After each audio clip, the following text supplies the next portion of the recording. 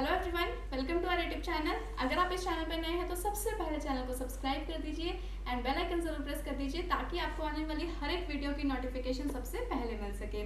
जैसा कि आप सब जानते हैं, हमारी चल रही है मार्केटिंग मैनेजमेंट की सीरीज। इसमें मैंने आपको लास्ट लेक्चर में करवाए थे मार्केटिंग मिक्स, जिसमें मैंने आपको करवाए थे पीज, है ना। इस वीडियो में मैं आपको करवाऊंगी सीज एंड एज। चलिए बिना किसी देरी के हम वीडियो स्टार्ट करते हैं। अलग अलग ऑथर्स ने अलग अलग सीज के बारे में बताया था। सारे के सारे ही सीज इंपॉर्टेंट है, इसको हम वन बाय वन कवर करेंगे। बेसिकली सीज बोलते क्या है ना, जैसे ना पहले जो पीस दिए गए थे मार्केटिंग मिक्स के अंदर, वो किसके पॉइंट ऑफ व्यू से दिए गए थे? कंपनी के पॉइंट ऑफ व्यू से, है ना। क्योंकि आजकल के टाइम पे कस्टमर किंग होता है, कस्टमर की जो सेटिस्फेक्शन है वो प्रायोरिटी में रखी जाती है।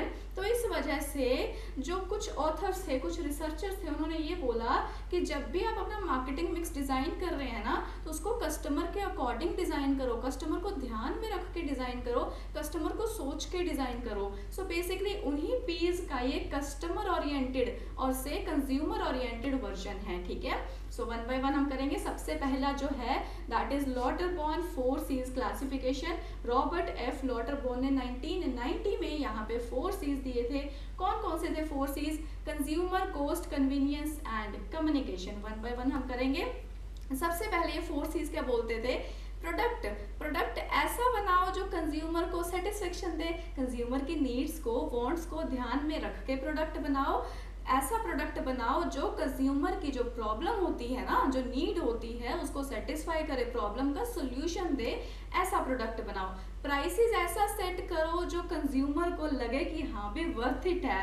अगर मैंने जो पैसे जेब से दिए हैं, जो फाइनेंशियल टर्म्स में खर्चा जाता है, वो तो लगे ही लगे वर्थ इट। और साथ ही साथ जो नॉन फाइनेंशियल फॉर्म में जो एक कंज्यूमर एफर्ट्स करता है, अपना टाइम लगाता है, अपनी एनर्जी लगाता है, अपने एफर्ट्स लगाता है, तो वो भी सब लगाना उसे वर्थ इट लगे, ऐसा प्राइस सेट करो। फॉर एग्जाम्पल मैं इसमें आपको छोटा सा एग्जाम्पल देती हूँ। जैसे आप मूवी देखने गए हैं, आपने टिकट्स के पैसे दिए, खाने पीने के पैसे दिए, 3 घंटे वहाँ पे बैठे भी हो, ठीक है। उसके बाद अगर मूवी अच्छी होती है तो पैसा वसूल हो गया, है ना। तो यहाँ पे आप ऐसे सेटिस्फाइड हो जाते हो कि हाँ भी चलो हमने खर्चा किया है, टाइम लगाया, एनर्जी लगाई है, सब कुछ करने के बाद चलो हम सेटिस्फाइड है ना, हमारा टाइम वेस्ट नहीं गया। और वहीं अगर मूवी बेकार निकल जाए तो आपको लगता है कि हमारा टाइम भी वेस्ट गया, हमारे पैसे भी वेस्ट गए, मूवी बेकार थी।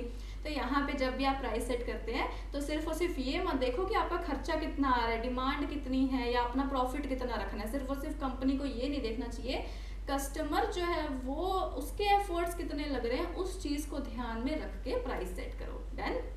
चलिए, इसके बाद आता है प्लेस ऐसा होना चाहिए जो कन्वीनियंस प्रोवाइड करे कस्टमर को। यानी कि सिंपल सी चीज इसमें ये है, अगर प्रोडक्ट को ढूंढने में, सर्च करने में, ऑनलाइन, डिजिटली या मार्केट में सर्च करने में अगर कंज्यूमर को बहुत ज़्यादा धक्के खाने पड़ रहे हैं, कंज्यूमर को बहुत ज़्यादा एफर्ट्स करने पड़ रहे हैं, सो इन दैट केस फिर वहाँ पे कंज्यूमर जो होता है वो डिससेटिस्फाइड हो जाता है। यहाँ पे कंपनी को क्या चाहिए? अपना जो प्रोडक्ट है वो ईजिली अवेलेबल करवा दे। अगर कंज्यूमर ढूंढ रहा है, चाहे वो डिजिटली ऑनलाइन ढूंढ रहा है, चाहे वो ऑफलाइन ढूंढ रहा है मार्केट में, दोनों ही जगह उसे इजीली प्रोडक्ट मिल जाए, ठीक है।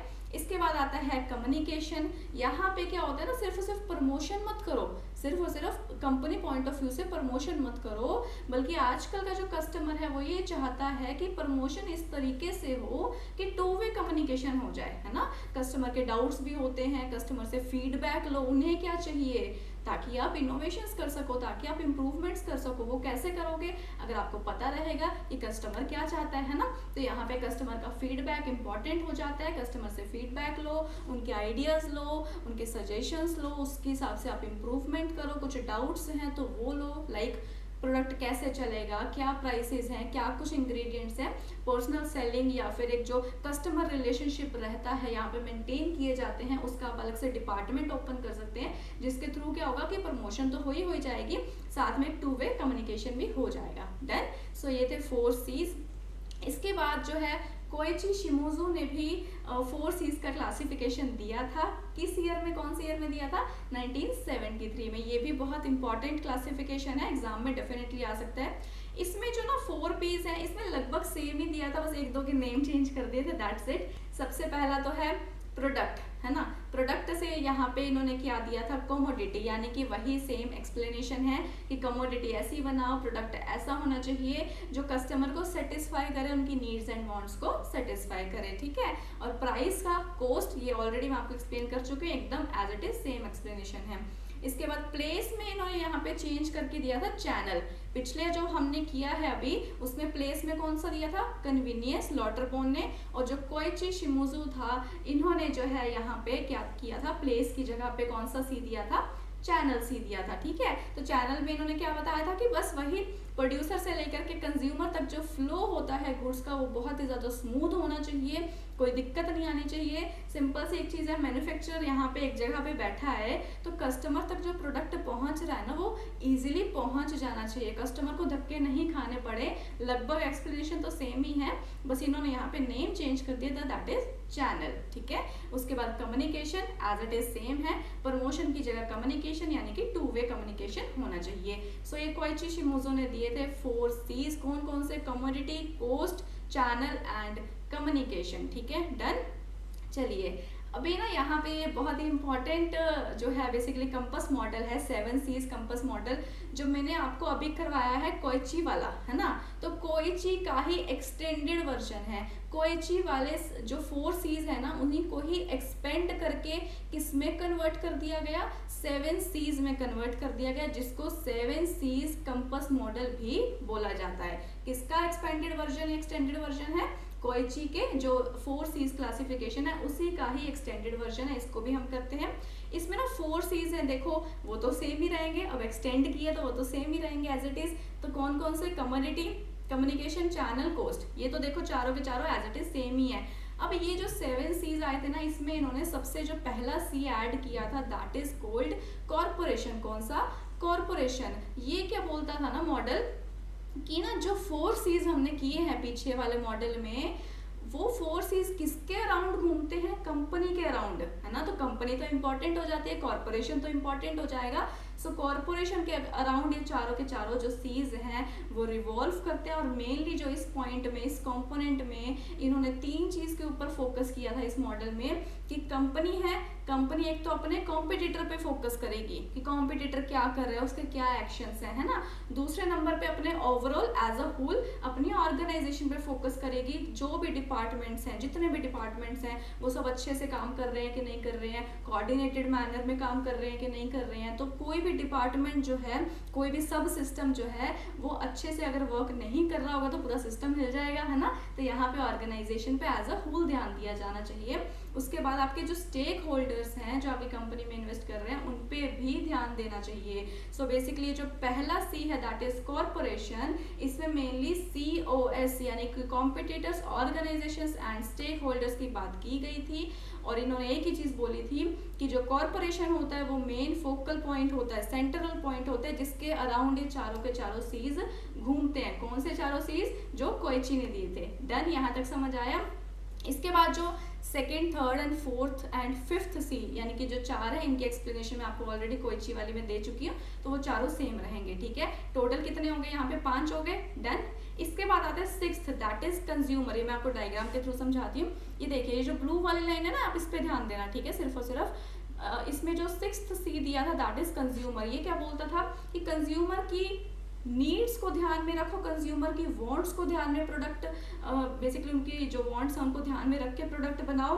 और साथ ही साथ प्रोडक्ट ऐसा होना चाहिए जो कंज्यूमर को सिक्योरिटी प्रोवाइड करे, यानी कि कोई भी प्रोडक्ट जो है वो ऐसा नहीं होना चाहिए जो बेसिकली नुकसान पहुंचाए कंज्यूमर को किसी भी वे में, उसकी हेल्थ को नुकसान पहुंचाए, है ना, उसकी जेब को नुकसान पहुंचाए, ऐसा नहीं होना चाहिए। बेसिकली कंज्यूमर को जो प्रोडक्ट दे रहे हैं आप, जो सर्विसेज दे रहे हैं, वो ऐसा होना चाहिए जो उन्हें एक सेफ्टी एंड सिक्योरिटी प्रोवाइड करे। और साथ ही साथ जब आप प्रमोशन कर रहे हैं, कम्युनिकेशन कर रहे हैं, तो इस तरीके से करो कि कंज्यूमर जो है वो अवेयर हो सके, कंज्यूमर एजुकेट हो सके। अपनी जो प्रमोशन है उसके थ्रू ट्राई करो कंज्यूमर को कंप्लीट नॉलेज देने की प्रोडक्ट के बारे में, ताकि कंज्यूमर क्या हो सके, एजुकेट हो सके। तो यहाँ पे जो कंज्यूमर है वो कौन सा था, 6th सी था, ठीक है। और यहाँ पे 4 चीज़ों पे ध्यान दिया जाता था। ये ना जो कंपस होता है ना, कंपस जिसमें डायरेक्शंस बताई जाती है, north, west, south and east, right, तो उसी से ये निकला है, तो आपको याद करने में ज़्यादा डिफिकल्टी नहीं होगी। N से नीड्स, W से वांट्स, S से सिक्योरिटी एंड E से एजुकेशन, ठीक है, डन। इसके बाद हम चलते हैं लास्ट पे, दैट इज 7th सी पे, सर्कमस्टेंसेस। सर्कमस्टेंसेस में क्या होता है ना, इन्होंने इसमें ये चीज़ बताई थी कि जो एक्सटर्नल चीज़ें होती हैं, जो सिचुएशंस होती हैं, जो एक्सटर्नल इन्वायरमेंटल फैक्टर्स होते हैं, जो हमारे कंट्रोल में नहीं होते हैं, अनकंट्रोलेबल होते हैं, उन पे भी फोकस करो, ठीक है। तो उन पे भी फोकस करना है। तो यहाँ पे मेनली उन्होंने 4 चीज़ों पे फोकस करने पे बताया था। नॉर्थ से यानी कि N से नेशनल, जो नेशनल इन्वायरमेंट है, चाहे वो अपने नेशन में पॉलिटिकल इन्वायरमेंट है, लीगल इन्वायरमेंट है, जो लॉज चलते हैं, है ना, जो पॉलिटिकल इन्वायरमेंट है, उस पर ध्यान दो। अगर आपका बिजनेस इंटरनेशनल है तो इंटरनेशनल इन्वायरमेंट भी इंपॉर्टेंट हो जाता है, नहीं तो नेशनल तो इंपॉर्टेंट होता ही होता है, ठीक है। उसके बाद वेदर पे ध्यान दो। कुछ ऐसे प्रोडक्ट होते हैं ना जो नेचुरल चीज़ों पे डिपेंड होते हैं, नेचुरल फैक्टर्स पे डिपेंड होते हैं। जैसे आपने अगर बिजनेस इन्वायरमेंट में पढ़ा ही होगा for sure, internal and external environment, है ना, उसके बाद उसमें माइक्रो एंड मैक्रो आ जाते हैं। तो मैक्रो में आपने इकोलॉजिकल फैक्टर पढ़ा होगा। इकोलॉजिकल फैक्टर यानी कि जो नेचर से कनेक्टेड होता है ना, तो यहाँ पे वेदर उसी को ही डिनोट करता है। इसके बाद जो सोशल फैक्टर्स होते हैं, जो कल्चरल फैक्टर्स होते हैं, सोसाइटी में क्या धर्म चल रहा है और क्या ट्रेडिशंस चल रहे हैं, क्या कस्टम्स चलते हैं, सोसाइटी के लोग क्या प्रेफर करते हैं, क्या कल्चर चलता है, उसको ध्यान में रख के प्रोडक्ट बनाओ, ठीक है। और साथ ही साथ इकोनॉमिक फैक्टर्स इन्होंने दिए थे। इकोनॉमिक फैक्टर्स यानी कि अपने इकोनॉमिक कंडीशन क्या है, लोगों की इनकम लेवल क्या है, ये सारी चीज़ें इसके अंदर आ जाती हैं, ठीक है। सो बेसिकली ये देखिए सर्कमस्टेंसेज है 7th सी, इसमें जैसे वही कंपस जिसमें नॉर्थ ईस्ट, नॉर्थ वेस्ट और उसके बाद साउथ एंड ईस्ट जो डायरेक्शंस होती हैं, उसी के ही पहले पहले लेटर से यहाँ पे 4 चीज़ें बताई गई हैं। इन चारों चीज़ों पे फोकस किया जाता था, डन। सो ये 7 सीज कंपस मॉडल था जो कि हमारा पूरा हो चुका है, ठीक है। अभी हम चलते हैं नेक्स्ट पे, that is 5 Cs and 3 Cs. ये वाले सीज और रह गए, इसके बाद एज आएंगे, ठीक है। तो बेसिकली 5 सीज से जाने से पहले मैं आपको करवाऊंगी 3 सीज, क्योंकि उसी का ही एक्सटेंडेड वर्जन है, कौन सा, 5 सीज। तो पहले आपको 3 सीज आना चाहिए। 3 सीज मॉडल दिया किसने था, केनिची ओमे ने दिया था, ठीक है। किसने, केनिची ओमे ने 3 सीज मॉडल दिया था। और इस 3 सीज मॉडल में उन्होंने क्या बोला था कि कंपनी को 3 चीज़ों पे ध्यान देना चाहिए। कितनी चीज़ों पे, 3 चीज़ों पे ध्यान देना चाहिए। पहले तो कंपनी के जो इंटरनल फैक्टर्स होते हैं, कंपनी के जो इंटरनल फैक्टर्स होते हैं, लाइक कंपनी के गोल्स क्या हैं, प्रोडक्ट कैसा है, उनको क्या कुछ कॉम्पिटिटिव एडवांटेज है, इसके ऊपर उन्होंने मेन फोकस किया था। कि लाइक आप टेक्नोलॉजी में अच्छे हैं, है ना, कॉम्पिटिटर आपका टेक्नोलॉजी में अच्छा नहीं है, आपके पास पैसा वादू है, पैसा बहुत है, कॉम्पिटिटर के पास नहीं है, आपके पास HR अच्छा है, ह्यूमन रिसोर्स अच्छा है, कॉम्पिटिटर के पास नहीं है। तो यहाँ पे आपको इस चीज़ पे फोकस करना चाहिए कि आप किस चीज़ में स्ट्रांग हैं, आपके पास कॉम्पिटिटिव एडवांटेज कौन सा है, और साथ ही साथ आपके ऑब्जेक्टिव्स कैसे हैं, आपके प्रोडक्ट कैसा है, रिसोर्सेज क्या हैं, ये सारी चीज़ों पे यहाँ पे फोकस किया जाना चाहिए, दैट इज इंटरनल फैक्टर्स में। तो वहीं से निकल करके आया था कंपनी, यानी कि कंपनी को पहले खुद पे फोकस करना चाहिए, ठीक है। उसके बाद यहाँ पे इन्होंने जो 2nd सी दिया था, दैट इज कस्टमर्स। कौन सा, कस्टमर्स। यहाँ पे जो कंपनी है उसको किस पे फोकस करना चाहिए, कस्टमर रिलेटेड फैक्टर्स पे फोकस करना चाहिए। कस्टमर की नीड्स क्या है, उनकी वांट्स क्या हैं, उनके बेसिकली प्रेफरेंसेस क्या हैं। ये आप कैसे जानोगे कस्टमर के बारे में, सबसे पहले आपको मार्केट को डिवाइड करना पड़ेगा। तो यहाँ पे सेगमेंटेशन का मेन रोल हो जाता है कि पूरी मार्केट को आप कुछ सिमिलैरिटीज़ के बेसिस पे, होमोजेनियस फीचर्स के बेसिस पे यहाँ पे पूरी मार्केट को आप अलग अलग जो बेसिकली सेगमेंट्स होते हैं उनके अंदर डिवाइड कर देते हैं। देन कौन से सेगमेंट को आपने टारगेट करना है आप ये डिसाइड करोगे, और जिसको आपने टारगेट करना है वहाँ पे जो कस्टमर्स हैं उनके बाइंग बिहेवियर क्या, उनकी परसेप्शन क्या, उनका एटीट्यूड क्या है, वो ऑलरेडी कौन सा प्रोडक्ट यूज़ कर रहे हैं, है ना, ये सारी चीज़ें जानो, ये सारी चीज़ों पे फोकस करो। सो 2nd सी कौन सा हो जाता है, कस्टमर। उसके बाद 3rd सी और जो आ जाता है that is called competitors. Competitors में क्या होता है, सिंपल सी एक चीज़ है कि जो कॉम्पिटिटर्स के एक्शंस हैं उनके ऊपर फोकस करो। ऑब्वियसली हमें ध्यान देना पड़ता है, अगर उन्होंने प्राइस कम किए हैं तो थोड़ा बहुत कहीं ना कहीं हमें भी कम करना पड़ता है। अगर वो टेक्नोलॉजी में अच्छे हैं, इनोवेशंस लेकर के आ रहे हैं, तो हमें भी ध्यान में रखना पड़ता है ना। तो कॉम्पिटिटर क्या कर रहे हैं उस चीज़ पे यहाँ पे फोकस करो, उस चीज़ पे ध्यान दो, और साथ ही साथ आपके अंदर क्या प्लस पॉइंट है और क्या नेगेटिव पॉइंट्स हैं in comparison to your competitor, यानी कि आपके कॉम्पिटिटर के कंपैरिजन में आपके पास क्या प्लस पॉइंट्स है, क्या आपकी स्ट्रेंथ है, क्या आपकी वीकनेसेस हैं, उन पे ध्यान दो। जिन पे आप अच्छे हो तो उन्हें आप यूटिलाइज कर सकते हो बेस्ट तरीके से, और जिनमें आप अच्छे नहीं हो, कॉम्पिटिटर अच्छा है तो उस पर आप वर्क कर सकते हैं। ठीक है, तो ये हो गया 3 C's, है ना। कौन कौन से केनिची मैंने दिए थे? कंपनी, उसके बाद कस्टमर्स, उसके बाद कॉम्पिटिटर्स, ये 3 C's उन्होंने दिए थे। उसके बाद कुछ सालों बाद इसके अंदर 4th एंड 5th C जो था वो ऐड कर दिया गया था। 4th एंड 5th C कौन सा था? 4th C था दैट इज कोलैबोरेटर्स। कोलैबोरेटर्स में ना एक ही चीज होती है कि जैसे ना जो मिडल मैन्स होते हैं, जो कोई भी ऐसा इंडिविजुअल, कोई भी ऐसा पर्सन, कोई भी ऐसी ऑर्गेनाइजेशन जो आपकी हेल्प कर रही है, किसी भी वे में हेल्प कर रही है, आपका प्रोडक्ट क्रिएट करने में हेल्प कर रही है, प्रोड्यूस करने में हेल्प कर रही है, उसको प्रमोट करने में हेल्प कर रही है, या फिर उसको बेचने में हेल्प कर रही है, आपको पैसा प्रोवाइड कर रहे हैं, बैंक, है ना, मिडल मैन्स इसमें आ जाते हैं, एड एजेंसीज हैं, आपको ऐड तैयार करके दे रही हैं, उसकी प्रमोशन कर रही हैं आपके प्रोडक्ट की। तो बेसिकली ये जितने भी पार्टीज, जितने भी इंडिविजुअल्स आपकी किसी भी वे में हेल्प कर रहे हैं, तो वो सारे के सारे किस में आ जाते हैं? कोलैबोरेटर्स में आ जाते हैं। ठीक है, तो कंपनी को यहाँ पे उन पे फोकस करना चाहिए। इसके बाद लास्ट यहाँ पे 5th C आ जाता है दैट इज कॉन्टेक्स्ट और क्लाइमेट। इसको कॉन्टेक्स्ट के नाम से भी जाना जाता है, क्लाइमेट के नाम से भी जाना जाता है।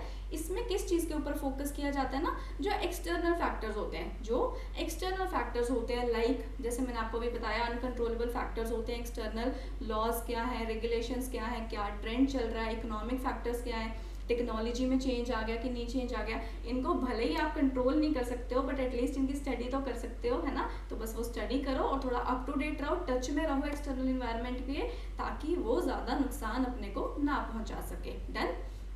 तो ये मैंने आपको करवाए हैं 5C फ्रेमवर्क। इसमें मैं आपको 1 सेकेंड में फिर से रिविजन करवाती हूँ, 4-5 सेकेंड में। ठीक है, 3 C's का जो मॉडल था केनिची होमे ने दिया था, जिसके अंदर कंपनी, कस्टमर्स और कॉम्पिटिटर्स आ जाते हैं, उसी को ही एक्सटेंड करते हुए 2 C's इसके अंदर और ऐड किए गए थे, कोलैबोरेटर्स, कॉन्टेक्स्ट और क्लाइमेट। ठीक है, पहला तो कोलैबोरेटर्स, उसके बाद जो 5th वन है दैट इज कॉन्टेक्स्ट, जिसको क्लाइमेट भी बोला जाता है। ठीक है, अभी बेसिकली ना ये जो 5 C's मॉडल हमने किया और 3 C's मॉडल किया है, ये यूज़ कहाँ पे किया जाता है ना? जो बेसिकली अगर आपने इन्वायरमेंट की स्टडी करनी है, इन्वायरमेंट को स्कैन करना है, जैसे मैंने आपको सारा इसमें इंटरनल फैक्टर्स, एक्सटर्नल का ही बताया है, तो इन्वायरमेंट की स्टडी करनी है, इन्वायरमेंट को स्कैन करना है, सिचुएशंस आपके सामने डिफरेंट सिचुएशंस आती हैं, उनको आप कैसे स्टडी कर सकते हैं, उनमें आप कैसे अपनी जीत पा सकते हैं, उन सिचुएशन को कैसे आप हैंडल कर सकते हैं, टैकल कर सकते हैं, उस चीज़ के रिगार्डिंग ये फ्रेमवर्क को यूज़ किया जाता है। डन, आया समझ यहाँ तक? चलिए, अभी अपना ये लास्ट टॉपिक रह गया दैट इज 4 A's। बहुत ही इजी टॉपिक है ये। किसने दिए थे 4 A's? प्रोफेसर जगदीश सेठ एंड डॉक्टर राजेंद्र सिसोदिया, इन्होंने ये 4 A's को डेवलप किया था। ये भी बेसिकली कस्टमर पर्सपेक्टिव ही बताते हैं, कस्टमर के अकॉर्डिंग 4 A's कौन से हुए वो चीज़ बताते हैं। 4 P's का ही A's वर्जन है, ठीक है, बट कस्टमर को ध्यान में रख के दिए गए हैं। कौन कौन से हैं? प्रोडक्ट ऐसा बनाओ जो सभी एक्सेप्ट कर लें। अब सभी एक्सेप्ट कब करेंगे? जब उनकी नीड्स के अकॉर्डिंग प्रोडक्ट बनेगा, उनकी वांट्स, उनके प्रेफरेंसेस के अकॉर्डिंग प्रोडक्ट बनेगा। तो प्रोडक्ट ऐसा बनाओ जो कस्टमर की नीड्स के अकॉर्डिंग हो, ताकि उसकी जो एक्सेप्टेंस है वो आपको अच्छी खासी मात्रा में मिल सके। ठीक है, प्राइसेस ऐसा सेट करो जो कस्टमर की जेब अलाउड कर सके।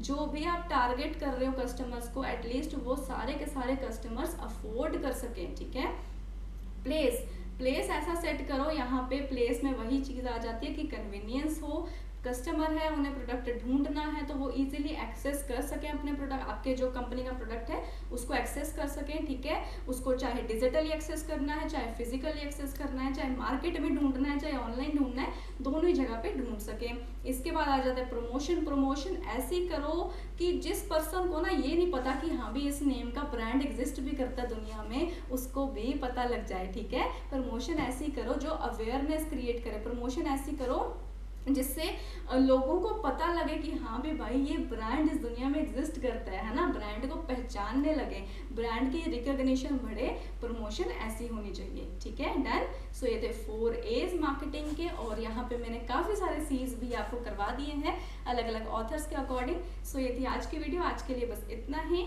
और कैसी लगी हो वीडियो प्लीज़ कमेंट करके ज़रूर बताइएगा। अच्छी लगी हो प्लीज़ एक लाइक ज़रूर दे दीजिएगा। आज के लिए इतना ही, थैंक यू सो मच।